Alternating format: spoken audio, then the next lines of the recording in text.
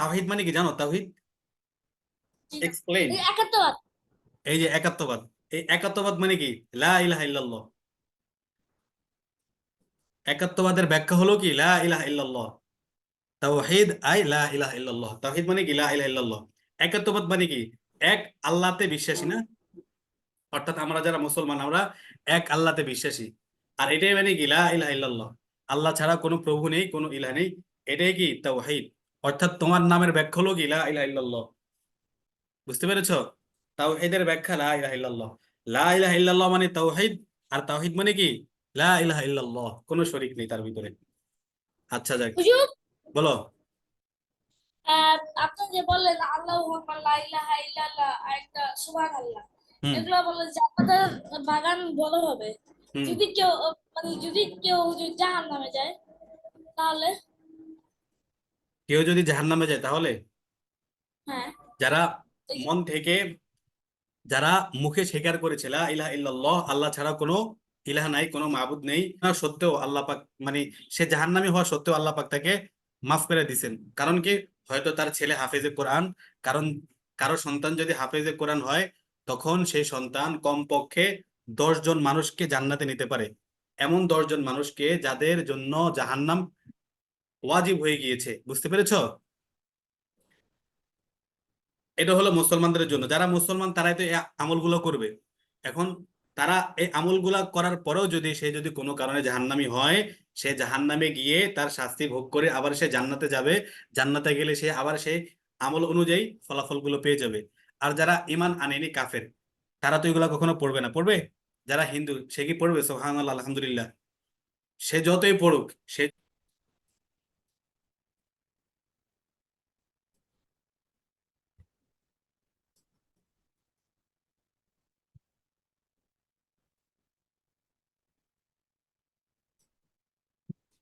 হুজুর, ভালো করে দেখা যায় না।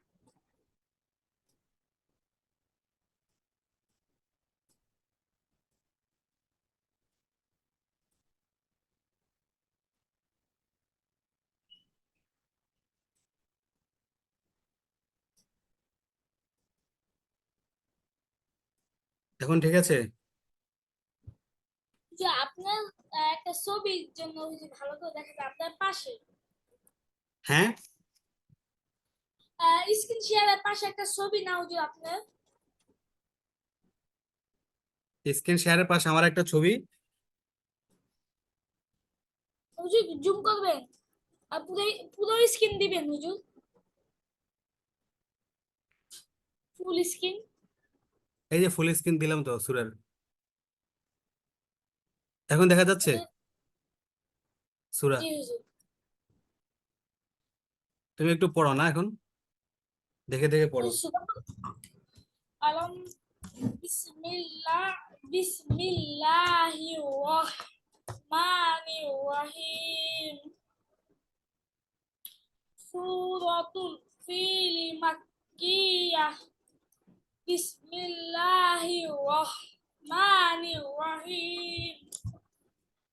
ألم تر كيف فعل ربك بأصحاب الفيل؟ ألم يجعل كيدهم في تضليل وأرسل عليهم طيرا أبابيل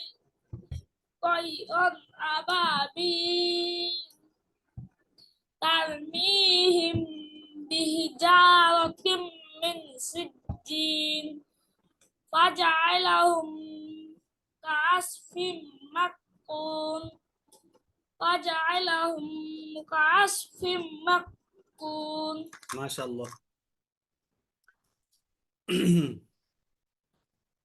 দেখে দেখে বলছি। আচ্ছা, আমার সাথে আবার পড়ো, ঠিক আছে? সহি শুদ্ধ ভাবে। পরে যখন সুযোগ হবে তখন মুখস্থ করে নিও, ঠিক আছে? ঠিক আছে জি। বিসমিল্লাহির রহমানির রহিম। বিসমিল্লাহির রহমানির রহিম। আলাম তারা কাইফা ফাআলা রাব্বুকা বিআসহাবিল ফিল। ألم تر كيف فعل ربك بأصحاب الفيل؟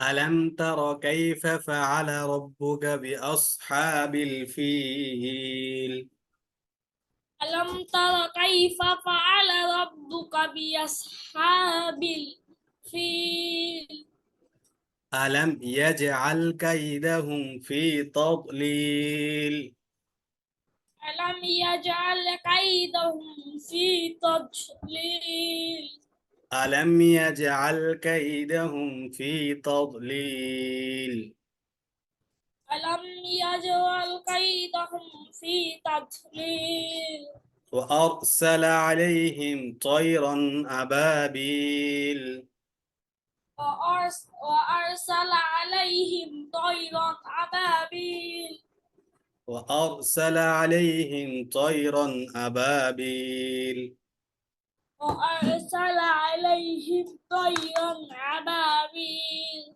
আবা না আবা আবা হামজা দিয়া আবাবিল أبابيل وأرسل عليهم طيرا أبابيل وأرسل عليهم طيرا أبابيل ترميهم بحجارة من سجيل ترميهم بحجارة من سجيل فجعلهم كعصف مأكول فجعلهم كعصف مأكول فجعلهم كعصف مأكول فجعلهم كعصف مأكول আচ্ছা, তো পরে পড়ে আনিও না, সুযোগ হলে পড়ে নিও, পড়ে পড়ে সুন্দর করে মুখস্থ করে নিও। ঠিক আছে আচ্ছা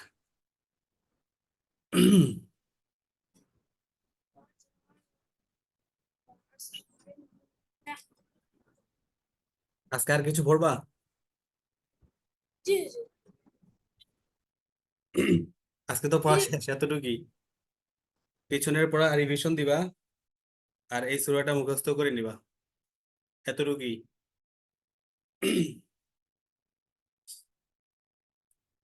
আর একটা দোয়া শিখতে পারো, ছোট একটা দোয়া শিখবা, ইসলামিক ম্যানার হিসেবে বা ইসলামিক একটা আদিয়ায়ে মাসনুনা সুন্নত দোয়া।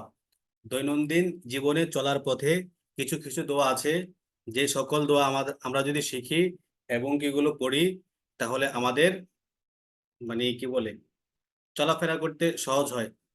ঠিক আছে, যেমন জিন জাতি যারা শয়তান, তাদের থেকে বাঁচা আমাদের জন্য সহজ হয়। বুঝতে পেরেছো? ছোট ছোট কয়েকটা দোয়া তোমাকে শিখে আজকে, একবারে সহজ, তুমি আগের থেকে পারো কিন্তু সম্ভবত জানো না। বলো তো, উপরে উঠতে কোন দোয়া পড়ে? শের উপরে উঠতে, উঁচু স্থানে উঠতে আল্লাহু আকবার কি পড়ে? আল্লাহু আকবার, এটা কি জানো আগে থেকে? আল্লাহু আকবার পারো দোয়াটা? আল্লাহু আকবার এই শব্দটা পারো আগে থেকে? মাইক্রোফোন ইয়া করো, চালু করো। জি আচ্ছা, তো এই জি দোয়াটা যখন সিঁড়ি দিয়ে উপরে উঠবে, একতলা থেকে দুই তালা, দুই তালা থেকে তিন তালা, অর্থাৎ যখনই কোনো উপরে উপর স্থানে উঠতে থাকবে বা চড়তে থাকবে কোনো জায়গায়, তখন আল্লাহু আকবার, আল্লাহু আকবার এটা পড়বা, ঠিক আছে? প্রতি সিঁড়িতে আল্লাহ আকবার বলবো হ্যাঁ, উপরে উঠতে গেলে তুমি পড়তে থাকবে আল্লাহু আকবার, আল্লাহু আকবার, মানে কি আল্লাহ পাক সবচেয়ে বড়। তুমি যদিও উপরে উঠতেছো, হ্যাঁ, উপরে উঠতে উঠতে একবারে তুমি মনে করো 20 তলার উপর উঠলা বা 30 তলার উপর অথবা টুইন টাওয়ারে, কিন্তু আল্লাহু আকবার মানে কি আল্লাহ পাক সবচেয়ে বড়। তুমি দুনিয়াতে যতই উপরে উঠো না কেন, আল্লাহ পাকের চেয়েও বড় কেউ নাই, ঠিক আছে? আল্লাহু আকবার মানে আল্লাহ সবচেয়ে বড়। তো কোনো উপরে উঠতে গেলে এই দোয়াটা পড়া, যেমন সিঁড়ি দিয়া অথবা অন্য কিছু, যেখানে যেমন গাছে উঠতেও কি আমরা পড়তে পারি, উঁচু কোনো স্থানে উঠতে গেলে এক কথায় আল্লাহু আকবার আমরা পড়বো, ঠিক আছে? ঠিক আছে আচ্ছা, এর বিপরীতে যখন আমরা নিচে নামবো, 10 তলায় উঠেছি, 10 তলা থেকে 1 তলায় নামবো, তখন কি পড়বো? হুম, আল্লাহ সুবহানাল্লাহ, সুবহানাল্লাহ। এগুলো কিন্তু সহজ, এগুলো সবাই পারে কিন্তু অনেকে জানে না, এই জন্য পড়া হয় না। কি পড়বা? এগুলো তো মানে এগুলো জানি dark কিন্তু letter.